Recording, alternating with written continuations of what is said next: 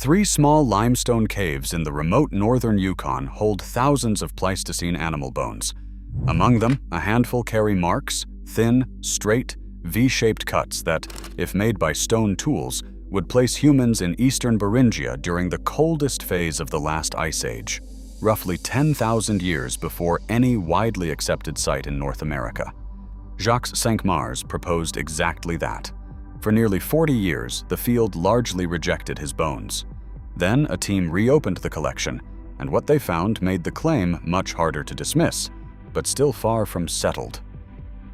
Perched on a limestone ridge 250 meters above the Bluefish River, these karst cavities, Caves 1, 2, and 3, sit within the traditional territory of the Vuntut Gwich'in First Nation, about 54 kilometers southwest of Old Crow.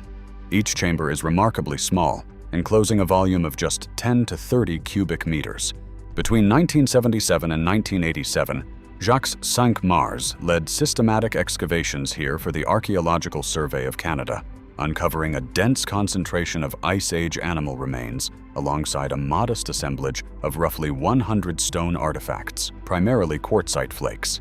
Cinq-Mars and his team meticulously recorded the three-dimensional coordinates of every find within the cave's layered loess sediments, digging in controlled 10-centimeter intervals. While the stone tools, including microblades and burins, clearly indicated human presence, the excavator argued that the real story lay in the animal bones themselves. He proposed that some of these bones bore signs of human butchery, a claim that directly challenged the established timeline for the peopling of the Americas. To understand the scale of this challenge, we have to look at the Ice Age itself. During the last glacial maximum, the coldest, most intense phase of the late Ice Age, massive glaciers covered most of North America. Yet a vast ice-free area known as Eastern Beringia remained largely dry and inhabitable, serving as a refuge for resilient northern wildlife. If the marks on the Bluefish Caves bones are indeed genuine signs of human butchery, it means people were actively hunting and surviving in this subarctic environment during the absolute height of the glacial freeze. Such a scenario would place human toolmakers in the far north thousands of years before the earliest universally accepted archaeological sites on the continent. It would fundamentally redraw the map of how and when the Americas were first peopled, shifting the timeline far back into the deep freeze of the Pleistocene. But establishing such a radical shift in history requires extraordinary proof. What was it about this vast collection of ancient animal remains that made Jacques Cinq-Mars's early interpretation so difficult for the scientific community to accept?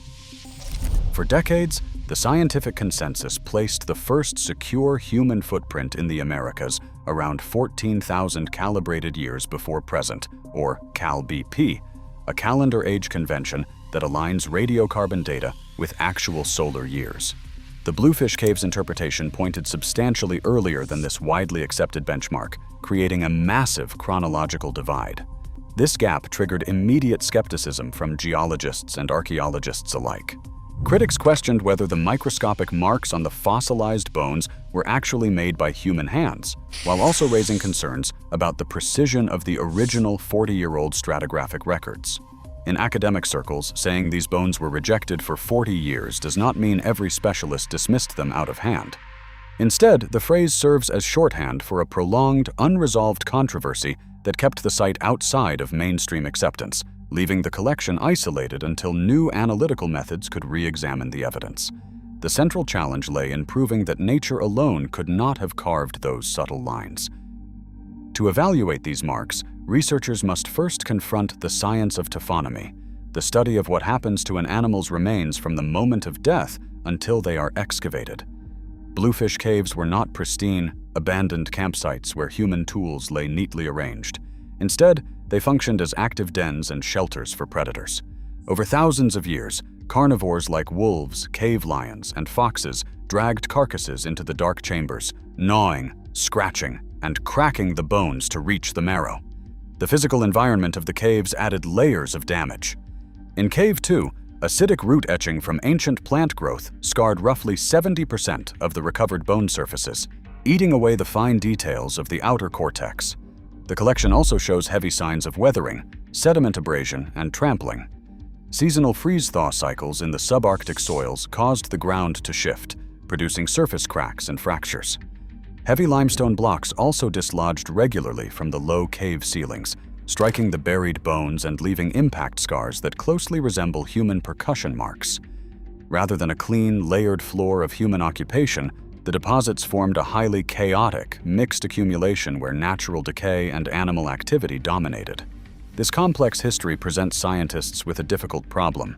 Is it truly possible to isolate a few genuine marks of human butchery from thousands of years of natural noise?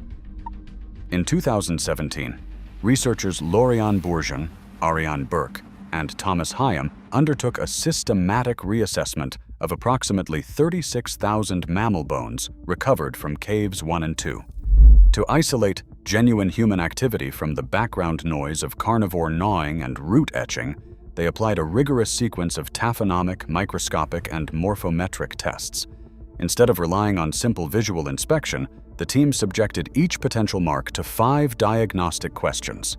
First, does the incision possess a sharp, V-shaped cross-section rather than the rounded, irregular groove left by a carnivore tooth or a moving stone? Second, are the trajectories of the marks straight and parallel, reflecting the deliberate, controlled stroke of a butcher? Third, under high magnification, does the mark show microstriations, the tiny parallel lines left by microscopic irregularities along a sharp stone edge?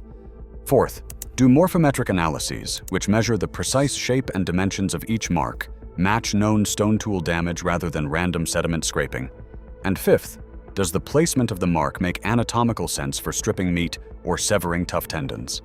This demanding set of filters meant that the vast majority of the 36,000 bones would be filtered out, raising the question of what, if anything, would actually survive the test.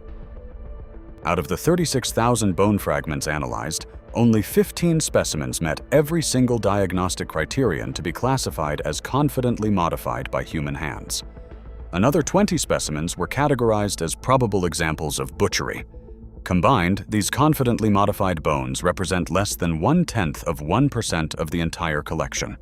This highly selective classification deliberately excluded thousands of ambiguous marks, ensuring that only the most secure evidence remained.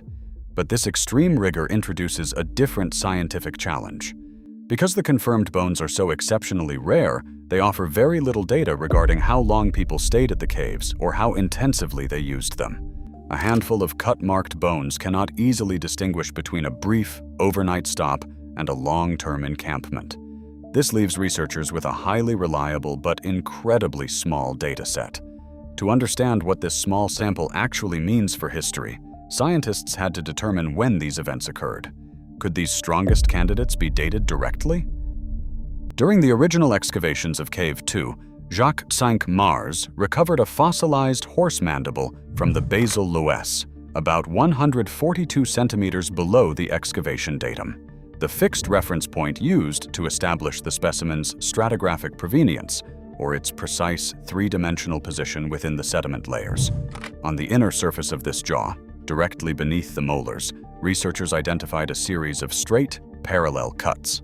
The location and angle of these incisions suggest a deliberate action, a hunter using a sharp stone tool to slice away the horse's tongue. To find out when this cut was made, scientists turned to accelerator mass spectrometry, or AMS, radiocarbon dating. This method works by extracting collagen from a tiny bone sample and counting the remaining radioactive carbon-14 atoms. The laboratory analysis of the mandible yielded a direct age of 19,650 plus or minus 130 radiocarbon years BP. In archaeology, BP stands for before present, with 1950 established as the standard reference year. Because carbon-14 levels in the atmosphere have varied through time, this raw radiocarbon number must be calibrated against environmental records to estimate actual calendar years. For the horse jaw, this calibration points to approximately 24,000 calibrated years before present. Further clues came from tooth cementum analysis. By examining the microscopic growth rings in the horse's teeth, researchers determined the animal died during the spring or summer, suggesting possible warm season human activity. Yet, a single dated mandible, no matter how precise, still invites skepticism. To many critics, one exceptional bone remains just that, an exception that cannot carry the weight of an entire migration theory alone. A second piece of evidence came from Cave 2, where a caribou pelvis was recovered bearing a series of parallel cut marks interpreted as meat removal or filleting.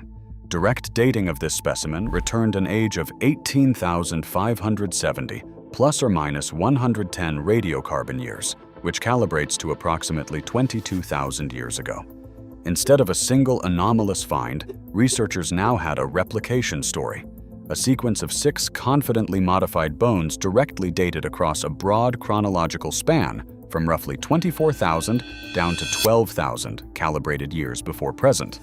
Among these was a horse metatarsal from Cave 1, which originally yielded a date of 17,440 plus or minus 220 radiocarbon years.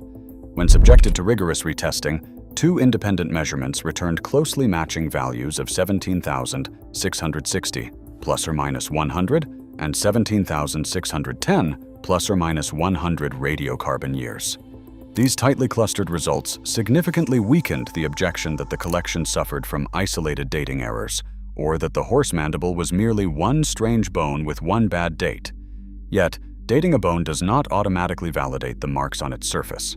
For these results to hold, the physical interpretation of the cut marks and the chemical age of the bone must independently support one another, leaving scientists to look even closer at the microscopic anatomy of the incisions. The 2017 analysis transformed a series of isolated bone modifications into a systematic chronological argument. The authors argued that these directly dated specimens point to a human activity interval of roughly 24,000 to 22,000 calibrated years before present. At the time of publication, this led them to describe Bluefish Caves as the oldest known archaeological site in North America. This timeline sits nearly 10,000 years earlier than the continent's long-established archaeological benchmark. This early window is highly compatible with the Beringian standstill hypothesis, which proposes that ancestral human populations persisted in the ice-free refugium of Beringia during the last glacial maximum before eventually expanding southward. While the evidence from Bluefish Caves cannot single-handedly prove this entire genetic model, it provides a physical anchor for the theory. Yet, for many researchers, the physical reality of the site remains difficult to reconcile with such a massive chronological leap. If we are to accept this ancient presence, we must first exhaust all other possibilities.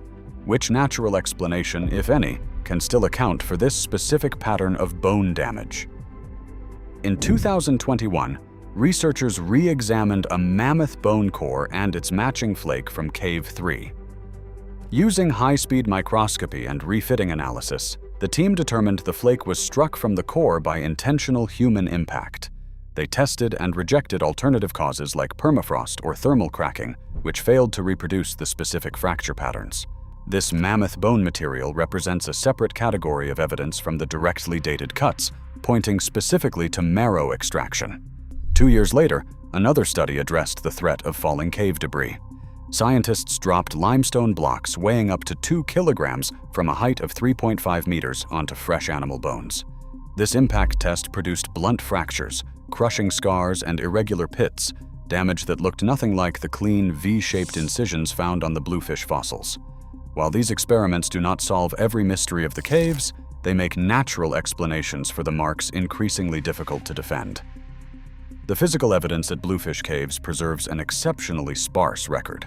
Those 15 confidently modified bones point to fleeting, intermittent visits rather than dense, long-term occupation, a limited scale that matches the modest toolkit of only 100 stone artifacts. The physical context itself remains uneven. While the horse mandible has a well-documented position within the basal loess, other dated specimens lack equally precise three-dimensional coordinates. Because widespread natural damage from carnivores and root etching dominates the caves, scientists must evaluate each bone strictly on its own merits.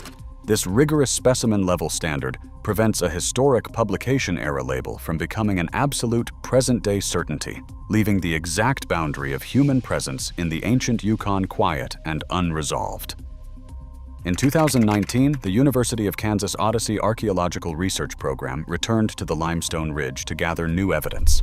Rather than searching only for stone tools, researchers extracted ancient sediment DNA from the layered soils of Cave 3. This genetic material preserves environmental biological traces, microscopic remnants of plants, animals, and humans, even when physical bones or artifacts are entirely absent. The team expanded their search in 2022 by opening Cave 4, a previously unexcavated cavity containing undisturbed loess deposits. Reaching their 5th field season in 2025, investigators are focusing on reconstructing the wider Ice Age environment, seeking broader ecological context rather than trying to prove a preferred theory. What these untouched sediments and newer chambers will ultimately reveal about early humans remains an open question. If you want to follow more archaeological discoveries, subscribe to the channel. Today, Bluefish Caves Yas stands as a testament to scientific persistence rather than absolute certainty. The question is no longer just about 15 marked bones, but how we define archaeological proof itself. As new technologies probe these quiet chambers, this remote Yukon ridge remains an active, unsettling frontier. It reminds us that our deep past is never truly settled. It is only waiting to be rediscovered.